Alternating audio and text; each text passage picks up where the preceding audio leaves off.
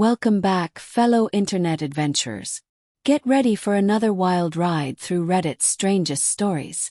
We're diving deep into the internet's quirkiest corners.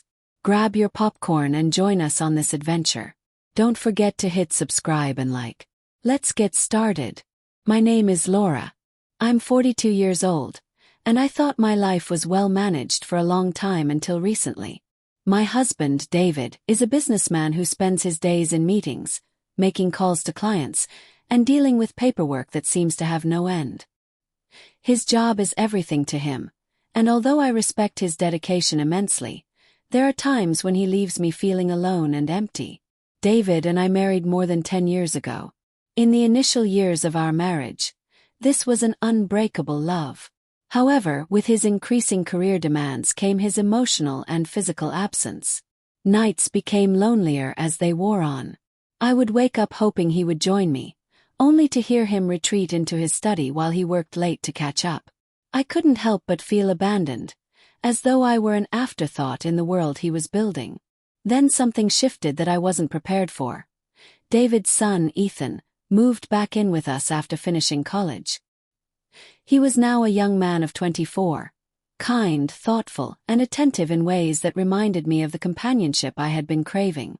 As Ethan turned out to be this charming and confident guy, I began noticing him in dimensions I hadn't noticed before.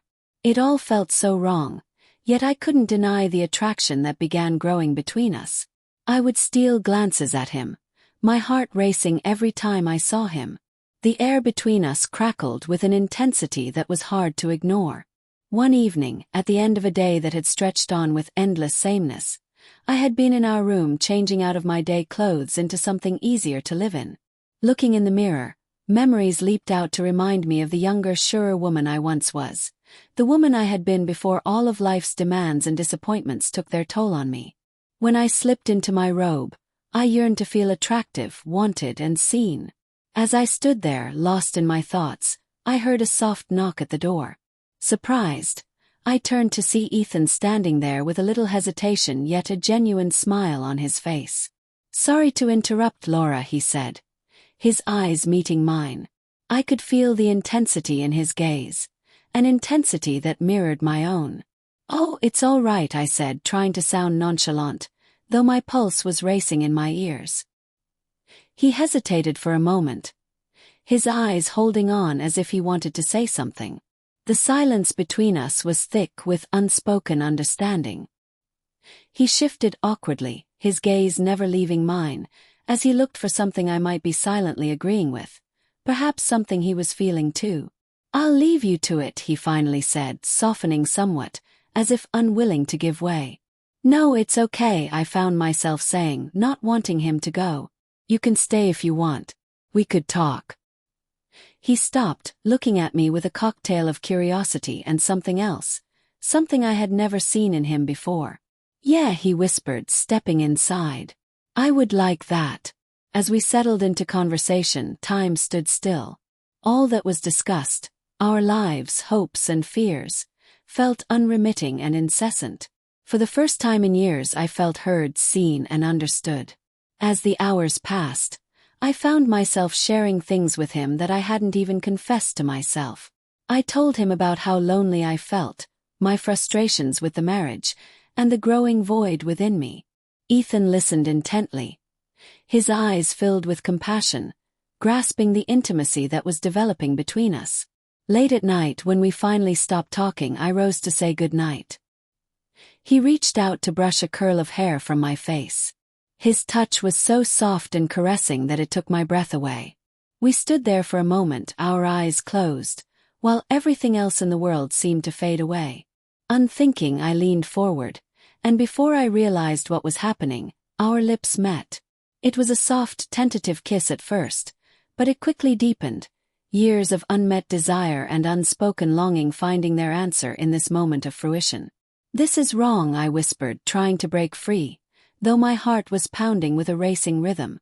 "Maybe," he whispered back, "but it feels right."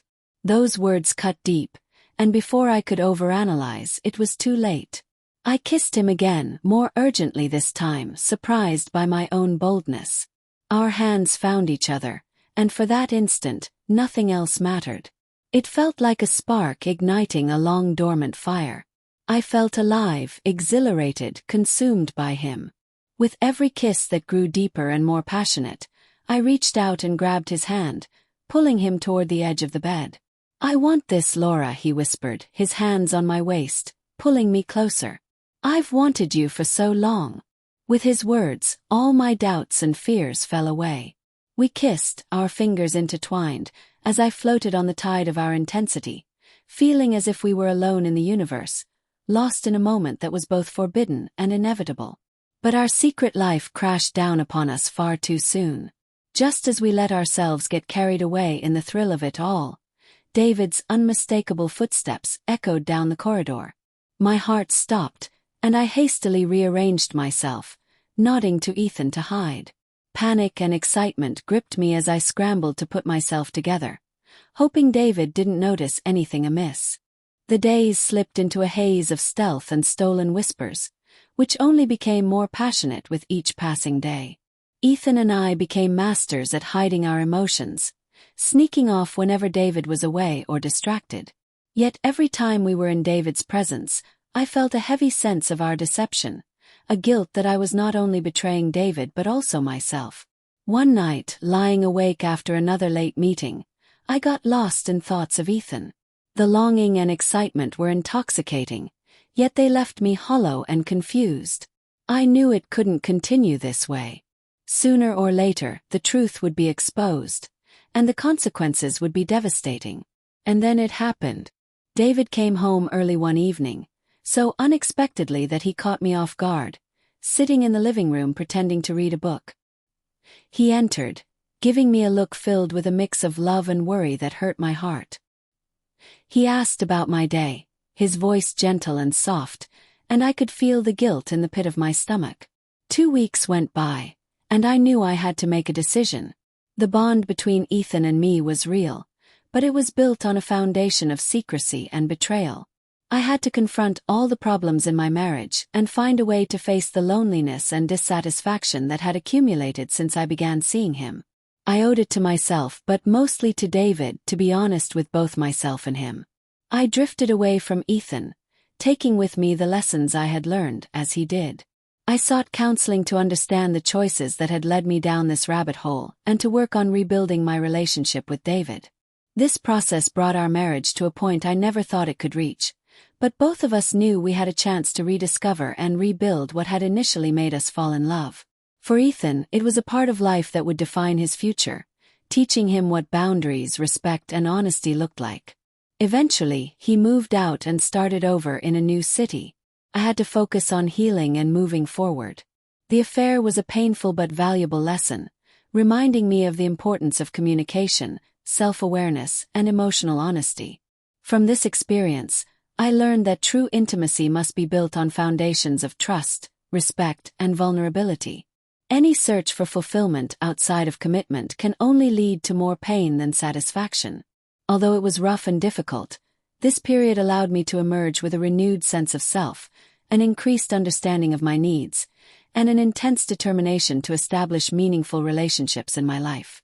It taught me that fighting for love, trust, and personal growth is not worth it unless you learn to nurture happiness from within. Thanks for listening to my story. Don't forget to like and subscribe for more.